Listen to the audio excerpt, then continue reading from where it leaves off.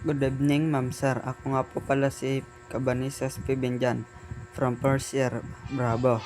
Compassion ay ang kakayang makaramdam ng malasakit sa ibang tao kapag sila ay nahihirapan o nasasaktan, kasama ng tunay na hangaring tumulong para mapagaan ang kanilang pinagdadaanan.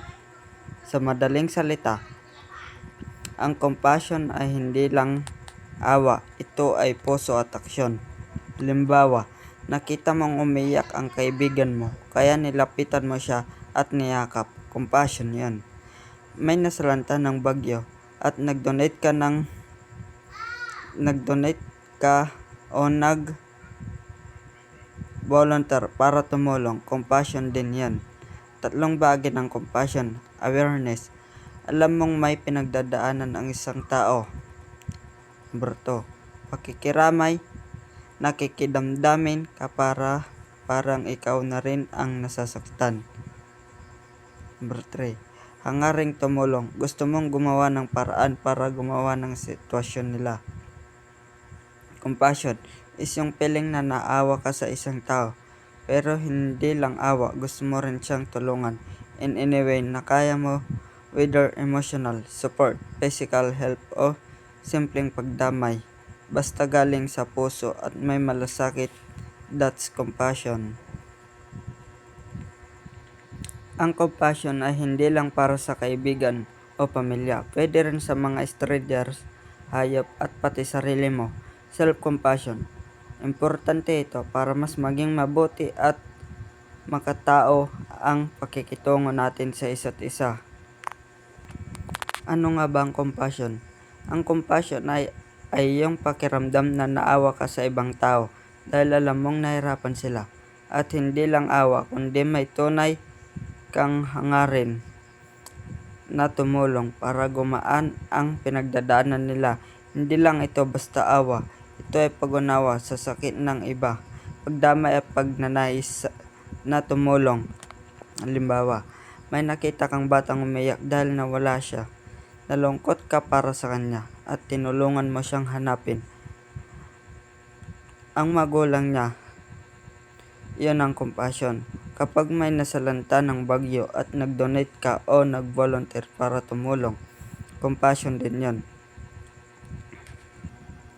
Kapag tayo ay may compassion, binubuksan natin ang ating puso para maramdaman ang pinagdaraanan ng iba at kumilos tayo ng may kabutiang loob upang maibsan ang kanilang paghihirap.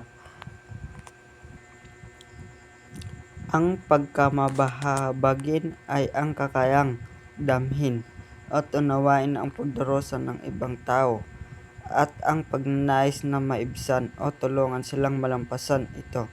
Hindi lang ito basta awa, ito ay may kasamang pagkilos para gumaan ang nararamdaman ng iba. Narito ang ilang mahalagang punto tungkol sa pagkamabahabagin. Pag-unawa sa damdamin. Inuunawa mo ang sakit, lungkot o hirap na naranasan ng ibang tao. Pagdama ng pagdurusa. Hindi ka lang nauunawa, kundi nararamdaman mo rin ang bigat ng kanilang pinagdadaanan. Pagnanais na tumulong. Mayroon kang matinding pagnanais na paganain ang kanilang pagdurusa kahit sa maliit na paraan. Pagkilos. Hindi lang ito basta damdamin. Nagbubunga ito ng aksyon para mabigyan ng suporta, tulong o kahit simpleng pakikinig. Hindi paghusga. Tinatanggap mo ang tao nang walang paghusga kahit na alam mong may pagkakamali silang nagawa. Halimbawa, nakita mo ang isang pulubi sa lansangan. Sa halip na may magwalang bahala, nakaramdam ka ng pagkahabag sa kanyang kalagayan. Binigyan mo siya ng kaunting pera o pagkain, hindi dahil sa obligasyon, kundi dahil sa tunay na pagnanais na makatulong. Kalagaan ng pagkamahabagin. Nagpapatibay ng relasyon. Nagiging mas malalim at makabulan ang ating relasyon sa iba. Nagpapalakas ng komunidad. Nagtutulungan ang mga tao at nagiging mas matatag ang samahan. Nagpapabuti ng kalusugan, nakakabawas ng stress at nagpapataas ng ating kasiyahan sa buhay. Nagbibigay ng pag-asa. Nagpapakita tayo ng suporta at nagbibigay ng pag-asa sa mga taong dumaranas ng paghirap. Sa madaling salita, ang pagkamahabagin ay isang mahalagang katangian na nagpapabuti hindi lamang sa buhay ng iba kundi pati na rin sa ating sarili.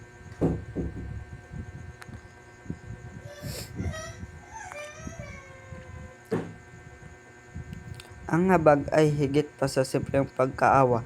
Ito'y ang kakayahang damhin ang hirap ng iba, intindihin ang kanilang pinagdadaanan at kumilos upang maibsan ang kanilang pagdurusa, pagdama. Ang paglalagay ng sarili sa sitwasyon ng iba, hindi lang basta pag-unawa, kundi pagdama sa kanilang emosyon. Pag-unawa, pagkilala sa dahilan ng kanilang paghirap, bakit sila nagdurusa, ano ang kanilang pinagdadaanan, aksyon. Ang paggawa ng konkretong hakbang upang makatulong, hindi sapat ang damdamin lamang, kailangan itong samahan ng gawa. Mga uri ng habag. Habag sa sarili, self-compassion. Pagiging mabait sa sarili sa oras ng pagkakamali, pagkabigo at pagdurusa. Number 2, habag sa kapwa, compassion for others. Pagdama sa hirap ng ibang tao kahit hindi mo sila kilala. Habag sa kalikasan, compassion for nature.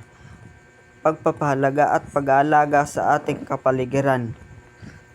Mga halimbawa ng habag, pagbibigay ng pagkain sa mga nagugutom. Number 2, pagdamay sa isang kaibigan na may pinagdadaanan. Number 3, paglinis ng kapaligiran. Number 4, pagtulong sa mga biktima ng kalamidad.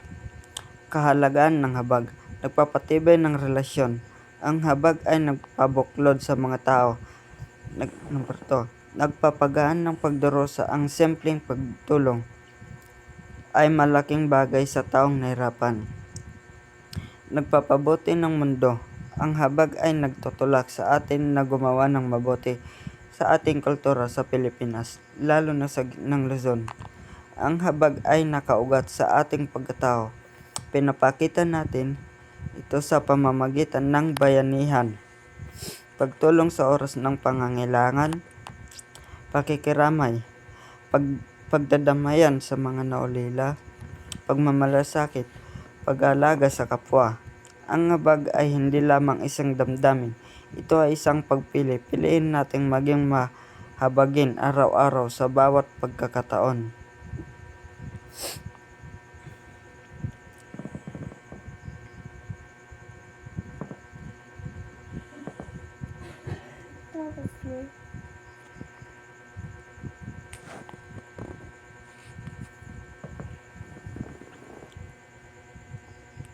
Ang awa ay madaling madama, ngunit ang habag ay mas malalim.